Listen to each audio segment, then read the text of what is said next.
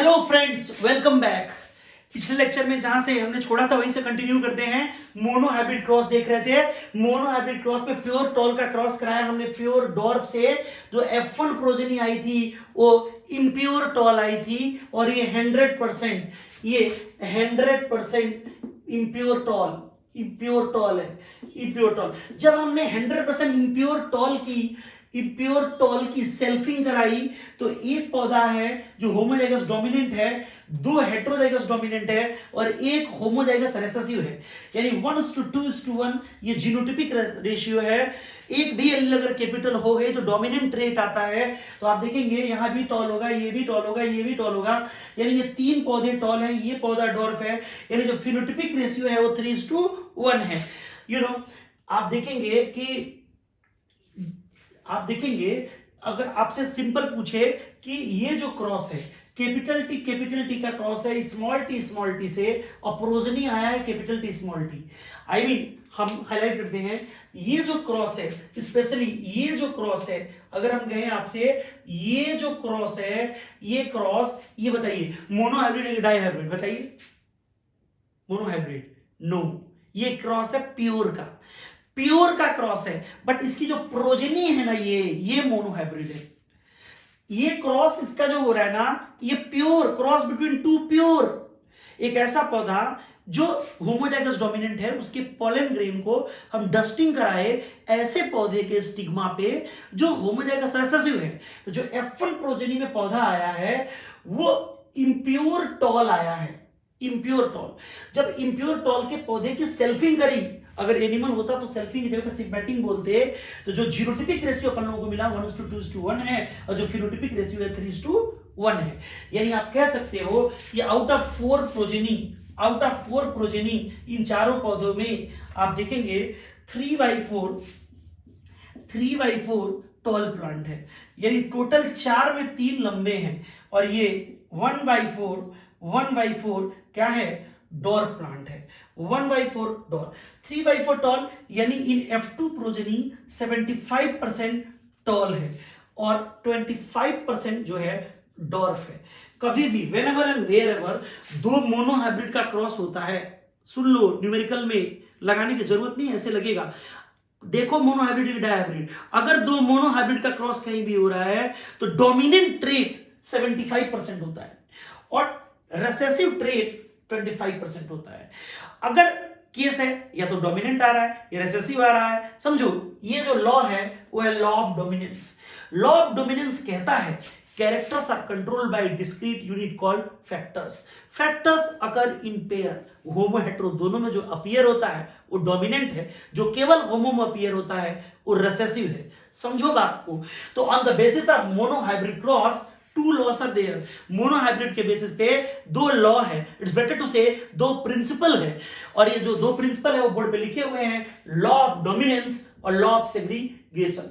Law of segregation इसको हम law of purity of gametes बोलते हैं। Law of purity of gametes बोलते हैं, या इसे ही हम लॉ ऑफ यूनिक कैरेक्टर बोलते हैं। लॉ ऑफ यूनिक कैरेक्टर, मेरी बात ध्यान से सुनना। लॉ ऑफ सेग्रीगेशन बोले तो law of purity of gametes, बोले तो लॉ ऑफ यूनिक कैरेक्टर, बोले तो एक ही बात। क्या आप जानते हैं इसे ही हम यूनिवर्सल लॉ के बारे में इसे ही हम यूनिवर्सल लॉ भी बोलते हैं। ये इसका कोई एक्सेप्शन नहीं होता है, नो एक्सेप्शन, इसका कोई एक्सेप्शन नहीं होता। हालांकि नॉन डिसजंक्शन में भी एक्सेप्शन, नॉन डिसजंक्शन में भी एक्सेप्शन, इसका जो एक्सेप्शन है वो नॉन डिसजंक्शन हो सकता है। समझो बात को, वीडियो दोबारा रिवाइंड करके देखिएगा अगर देखने में समझने में कंफ्यूजन होगा तो। यहां पे एकदम क्रिस्टल क्लियर है कि मोनो हाइब्रिड क्रॉस के बेसिस पे दो लॉ दिए गए, लॉ ऑफ डोमिनेंस और law of segregation. Law of segregation को law of purity of gametes बोलते हैं, लॉ ऑफ यूनिक कैरेक्टर बोलते हैं, यूनिवर्सल लॉ बोलते हैं। इसका हालांकि कोई एक्सेप्शन नहीं होता, लेकिन एक अनयूजुअल फेनोमेनन ये एबनॉर्मल फेनोमेनन है। ये जो नॉन डिजंक्शन है ये एबनॉर्मल फेनोमेनन है। नॉन डिजंक्शन ये एबनॉर्मल फेनोमेनन है। नॉन डिजंक्शन में बी एक्सेप्शन, नॉन डिजंक्शन में बी एक्सेप्शन। इस लॉ ऑफ डोमिनेंस की 2 एक्सेप्शन है, 2 एक्सेप्शन। इसके 2 एक्सेप्शन है। पहला जो है incomplete dominance, incomplete dominance, incomplete dominance, incomplete dominance. और जो दूसरा है वो कोडोमिनेंस, कोडोमिनेंस। देखिए हम मोनोहाइब्रिड क्रॉस के बारे में बात कर रहे हैं। मोनोहाइब्रिड के आधार पे जो 2 लॉ दिए गए थे, लॉ ऑफ डोमिनेंस और लॉ ऑफ सेग्रीगेशन, इसमें लॉ ऑफ डोमिनेंस के 2 एक्सेप्शन हैं।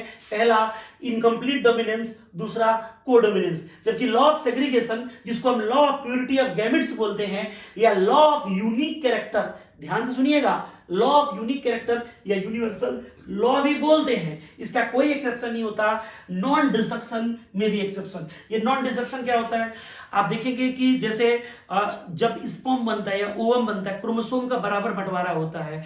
बराबर बंटवारा होना ये डिसजंक्शन है, लेकिन गैमेट फॉर्मेशन के दौरान अगर क्रोमोसोम का बंटवारा बराबर नहीं हो रहा है, वो नॉन डिसजंक्शन है।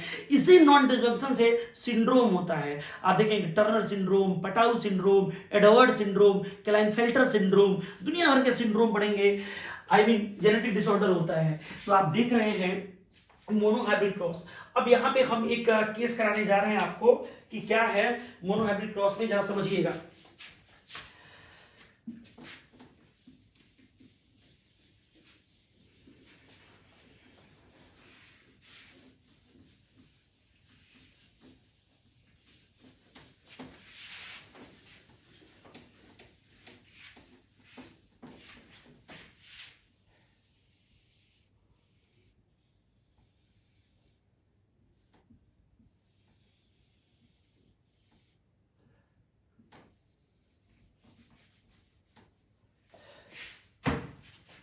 अब जो है एक mathematical expression, I am going to explain the mathematical expression of monohybrid cross. Monohybrid cross का मैथमेटिकल एक्सप्रेशन देखते हैं। देखिए जब हम पेरेंट से F1 जा रहे हैं, पेरेंट से F1, अच्छा ये तो आपको पता ही है, अगर कैपिटल टी है तो होमो है कि हेट्रो, बोलो, वेरी गुड, बोलो होमो। ये क्या है, होमो। ये क्या है, हेट्रो, होमो, हेट्रो, हेट्रो, होमो। चलो प्योर की इम्प्योर, बोलो प्योर, ये प्योर, ये इम्प्योर, प्योर इम्प्योर, बोलो बोलो इम्प्योर। ये क्या है, प्योर। प्योर इम्प्योर में क्या है कि बड़ा बड़ा एक साथ प्योर, छोटा छोटा एक साथ इम्प्योर, प्योर, बड़ा छोटा इम्प्योर। अपर केस या lower case pure, upper case के साथ लोअर केस क्या है, इम्प्योर। बड़ा लेटर या छोटा लेटर प्योर, बड़े के साथ छोटा इम्प्योर या छोटे के साथ बड़ा इम्प्योर। प्योर मतलब क्या, होमोजाइगस। इम्प्योर होने क्या, हेटेरोजाइगस। इसमें दिक्कत होगा तो पिछले वीडियोस है उस पर देखिएगा, क्लियर हो जाएगा। हमने कहा कि यहां पे हमने लिख दिया F1 जनरेशन, यहां पे सबसे पहले पेरेंट लिख दिया, फिर लिख दिया हमने, यहां पे लिख दिया हमने पेरेंट, फिर लिख दिया हमने F1, हमने लिख दिया यहां पे F2, पेरेंट F1 F2। अब हमने यहां लिख दिया होमोजाइगस और यहां लिख दिया हेटेरोजाइगस।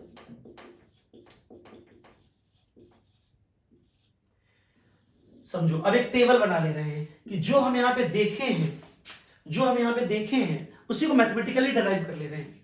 समझो, आप देखेंगे जब आप पेरेंट से F1 आ रहे हो, ये देखो पेरेंट से F1, तो पेरेंट कौन है, प्योर। 2 पेरेंट है और दोनों क्या है, प्योर। तो 2 में 2 कितना है, 100%। यानी अगर पेरेंट में बताएं तो प्योर या होमोजाइगस कंडीशन कितना है, 100%। ये क्यों 100% है, क्योंकि 2 हैं और दोनों ही प्योर हैं, दोनों ही होमोजाइगस है। पेरेंट में कोई भी हेटेरोजाइगस नहीं है, ये हेटेरोजाइगस कंडीशन पेरेंट में 0% है। लेकिन अगर F1 में बात करें तो F1 में देख रहे बड़ा लेटर के साथ छोटा लेटर है, समझो, तो ये क्या हो गया, हेटेरोजाइगस। यानी F1 जनरेशन में अगर हम बात करते हैं तो होमोजाइगस क्या है, 0%। क्यों, क्योंकि ये इंप्योर है, 100% इंप्योर है, क्योंकि सारे पौधे कैपिटल टी स्मॉल टी होंगे, प्योर कंडीशन आएगा ही नहीं।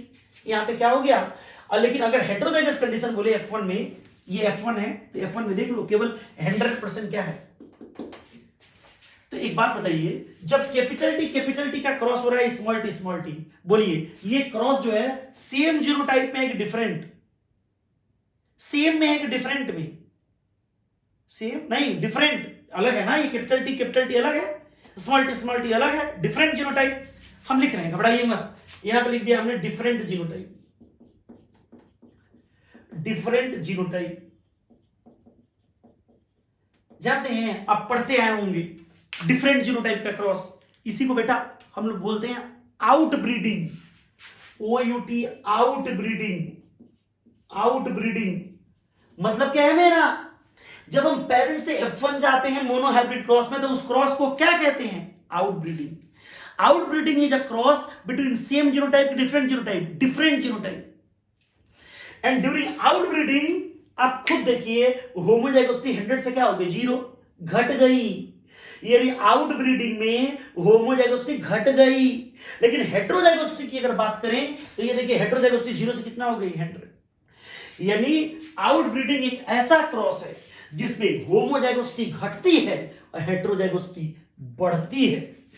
आप देख सकते हैं आउट ब्रीडिंग में कितना तेजी से होमोजाइगोसिटी घट रही है, 100 से सीधे 0 हो गई, और हेटेरोजाइगोसिटी कितना बढ़ रही है, 0 से सीधे 100 हो गई। देखने लायक है।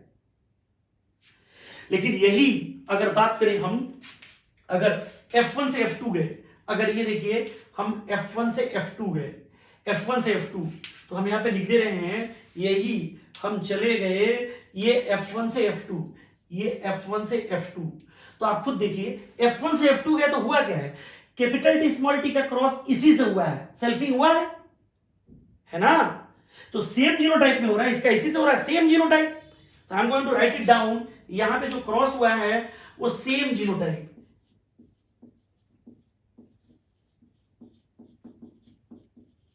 क्या आप जानते हैं, जब सेम जीनोटाइप में क्रॉस होता है तो उसको हम इनब्रीडिंग बोलते हैं। इनब्रीडिंग। और जब इनब्रीडिंग हुआ तो जरा समझो, जब इनब्रीडिंग हुआ, F1 से F2 गया, तो ये देखो 4 प्रोजेनी आए हैं, 4 में पहला और आखिरी, फर्स्ट और लास्ट, ये ना प्योर है, होमोजाइगस है, और ये 2 क्या हो गए? हेटेरोजाइगस। यानी 4 में 2 होमो है, 2 हेटेरो, बराबर 50-50। लो ये देखो, ये 50%, और ये देखो ये भी क्या हो गया? 50%। यानी इनब्रीडिंग एक ऐसा क्रॉस है जिसमें होमोजाइगोसिटी बढ़ता है और हेटेरोजाइगोसिटी घटता है। बट एक चीज क्लियर करेंगे, आउट ब्रीडिंग और इन ब्रीडिंग को अगर दोनों को कंपेयर करें तो क्या सिचुएशन आ रहा है कि आउट ब्रीडिंग में जिस रेट से